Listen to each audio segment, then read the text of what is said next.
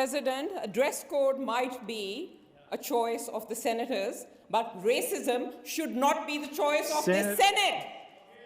This is a racist senator displaying blatant racism and Islamophobia, President, and someone should pull her up on that. Senator Faruqi. And it is you in the chair. You should be pulling her up on that. Resume your seat.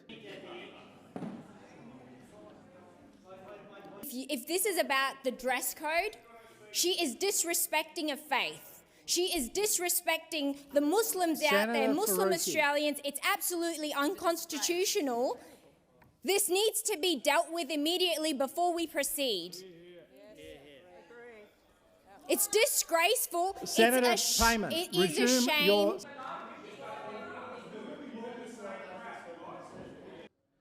This matter has been ruled on before.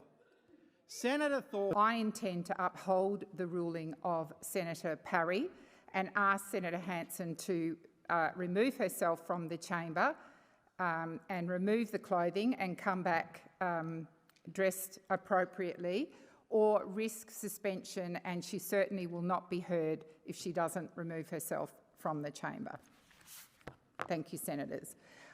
Please suspend till the ringing of the bells.